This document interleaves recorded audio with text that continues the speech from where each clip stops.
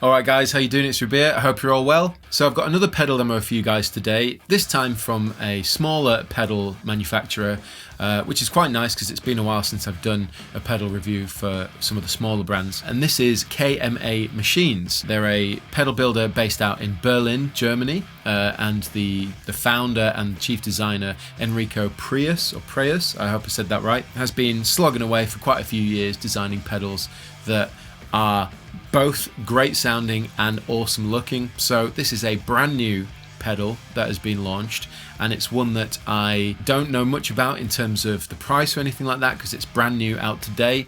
I'm very fortunate to be able to do one of the first videos on this pedal, and this is the Logan Transcend Drive. So Logan is a drive pedal first and foremost, but one of the things KMA boasts about this pedal is that it's got a really natural sounding drive. It's harmonically rich, but it's smooth, and it also has really great touch response and all that kind of stuff.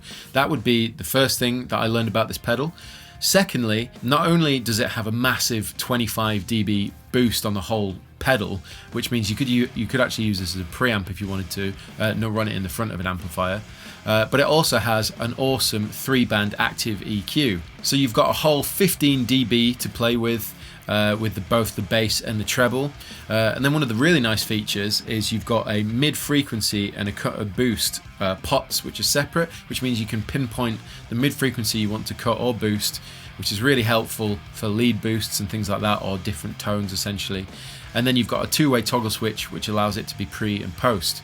So you can put it pre, and you would boost that particular frequency of mid. So let's say, I don't know, 2K, and you've boosted that by 10 dB, for example. You can put that pre, and it really punches through. It adds a bit more saturation in that area. Or put it post, use it like a lead EQ boost, that kind of thing. So you can get a little bit of a smoother mid-range or more pronounced mid-range for your lead tones as well. Not only can you pinpoint the mid-range of this pedal and boost, either cut or boost that frequency, it's also dedicated to its own foot switch, so you can engage that outside of the pedal already being active, which is a really nice feature, again, if you want to do like a lead boost or solo boost or a different sound. It's essentially like a different preamp built into it for that purpose. So it's quite a nice feature. So it's supposed to be a really flexible, natural feeling overdrive pedal, and that's what we're going to find out today in this video. I'm going to be using a Marshall JVM into the tube amp expander from Boss with a bit of reverb and delay, and I'm going to be playing this beautiful Massaad Regis Core Classic, and we're going to try out some different tones. So let's get right into it. What I should point out, if you can see on the close-up cam here, is the layout's really straightforward. On the top row, you've got level top left, and then you've got gain top right. Then below that, you've got a pot for your mid, cut and boost, and then on the right hand side of that, you've got the mid frequency. So that's how you dial in the different areas of mid frequency range. In the middle, the two-way toggle switch, which sets that to be pre or post, and then below you've got two smaller pots, on the left for low and the right for high, and then you've got your engaged foot switch bottom left, and then your mid engaged foot switch bottom right. There is also an expression pedal out. Now my assumption here, because it doesn't say in the notes anyway, but my assumption is that that could be assigned to the mid frequency, so you can create some really cool like wah kind of frequency sweep effects. Anyway, this is the sound of the Massaad Core Classic straight into the clean channel of the JVM.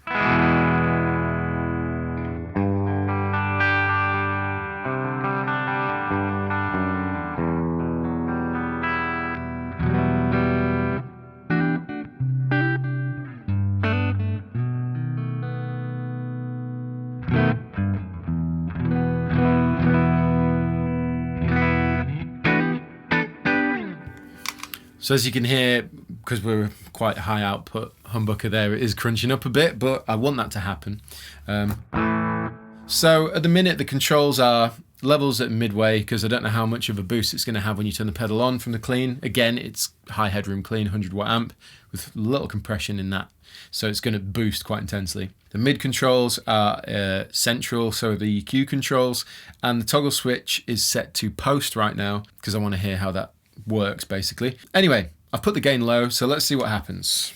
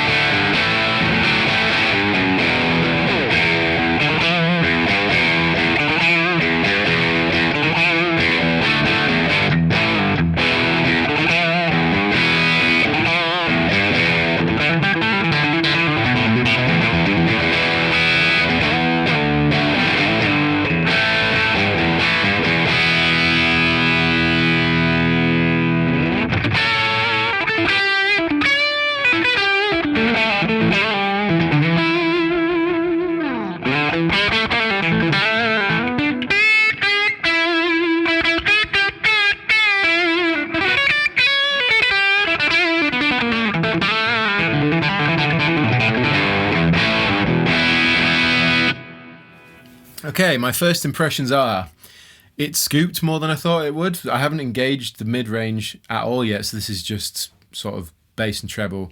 I'm curious actually, with the mid-range not engaged, does it affect anything? So let's just check.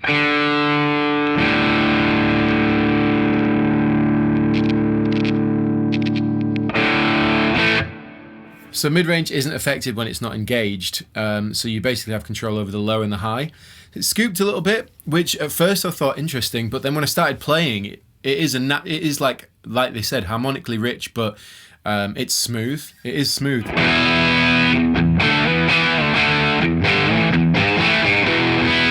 The thing that I took away from this the most so far is the feel of it is really, really nice, particularly when you're doing like...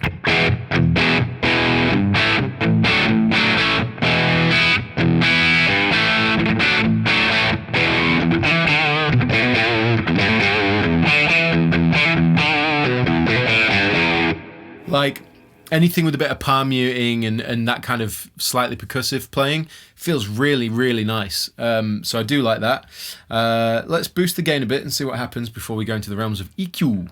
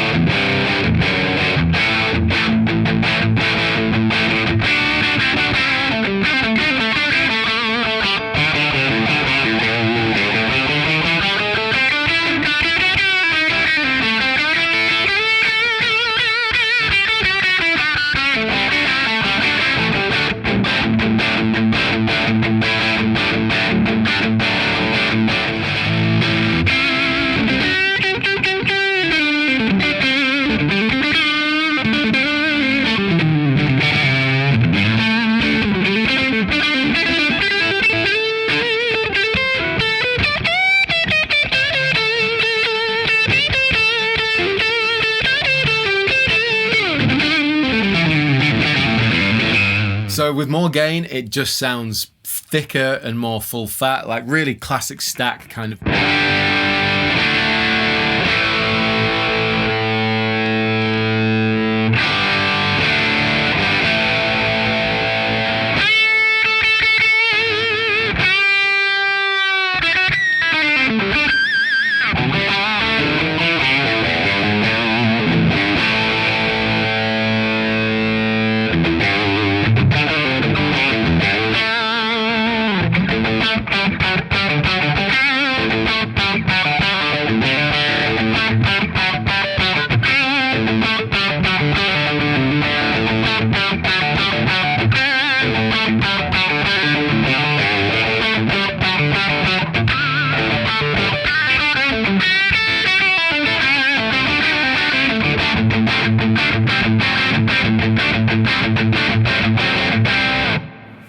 Feels really good to play. Definitely, that's the thing I'm enjoying about it. It's a really good feeling pedal. All of that stuff just feels really good, and I just want to keep doing it. But this is a demo, so I'm going to carry on. Let's just turn the gain down a bit. Okay, so let's do the bass and the treble now.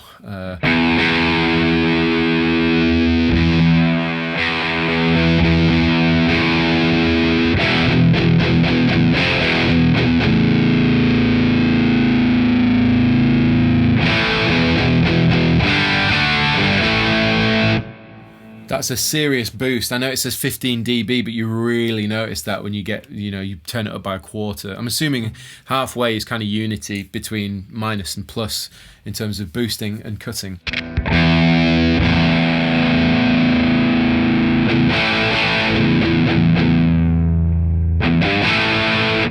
Let's do treble.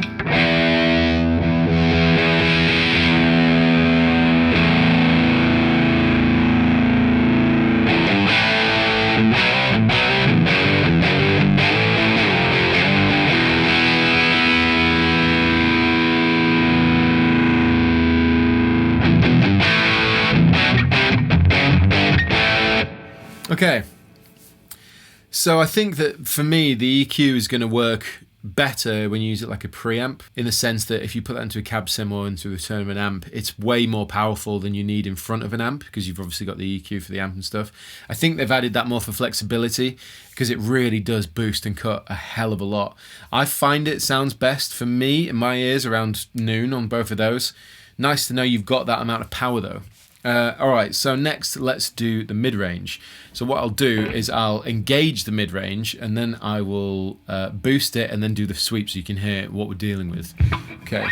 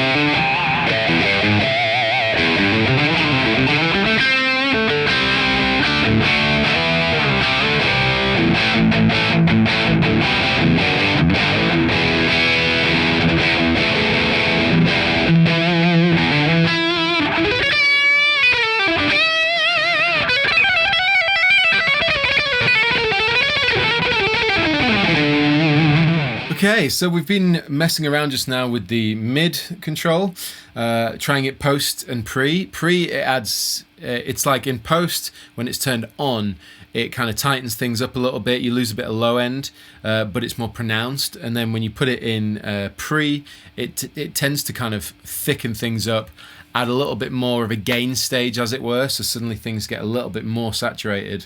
I think for me, it sounds better when I'm running the gain a bit lower if I'm using the mid control. So if I back that off to like, yeah, about 1 o'clock.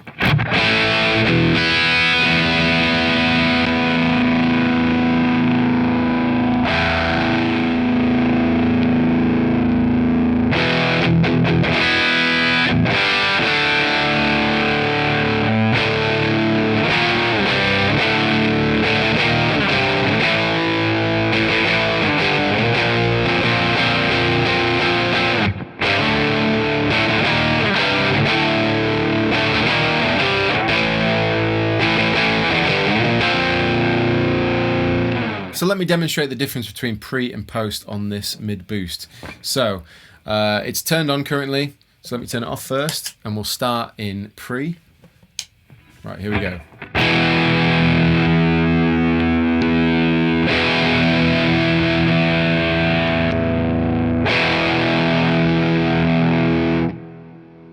Notice the difference there. So the first and second tones were closer, added a bit more of a gain stage and a push and a bit of more girth in the middle when it was in pre. But then when I switched to post, suddenly it almost got less gain and the whole thing kind of filled out a little bit.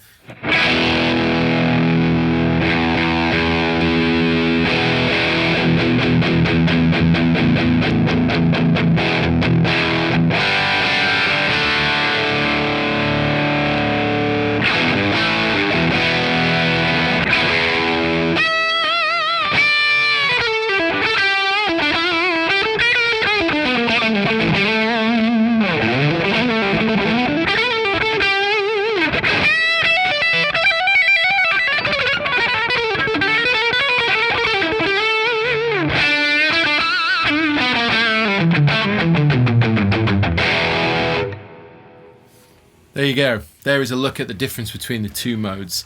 And that would conclude this pedal demo. So that would be the KMA Logan Transcend drive. My opinion of this pedal is that it's a huge shaping tool in terms of what you get is something that provides all the tone, so in front of a clean amplifier, you plug it in there, and then suddenly you've just got this whole tone in a box, as opposed to something that you can kind of blend out. You see, I wouldn't put that in front of a crunch because I think you're blending the two gain stages, whereas that's meant to be a standalone device that just does it for you. So that's really handy, especially if you play a lot of clean sounds but you need something to take over. Use something like that. On top of that, you've got the 3-band active EQ, which is super handy, and then you've got the parametric element of the mid-range, allowing you to pinpoint just where you need to find that mid-boost. The pre and post feature is very handy, but the thing I like the most about it, above all else, is the feel of the pedal. I think it sounds good, but the feel, it's like, it feels like an amp almost, like when you're digging in and you're getting that kind of low-end tightness when you play palm mutes and stuff. It just felt very natural and something that I hear normally and feel when I'm playing in a room with an amplifier. So I really did like that, and it was one of the first things I picked up on when I turned it on. So hopefully that gives you an idea of what this pedal's about. I'd like to thank KMA for sending this over to be one of the first review videos online about it. I definitely think it's a pedal worth trying out in store so you can hear it for yourself, try it with different guitars, different setups and stuff like that. Obviously I'm running it in front of a high gain 100 watt head on a clean channel because I figured a lot of you guys would probably be using high gain heads or clean channels to put this kind of pedal in front of. I just figured that was the best idea for this pedal. Anyway, thank you for watching this video. Let me know what you think in the comments section below, and of course links are in the description box. Like, subscribe and share, and I'll see you all very soon.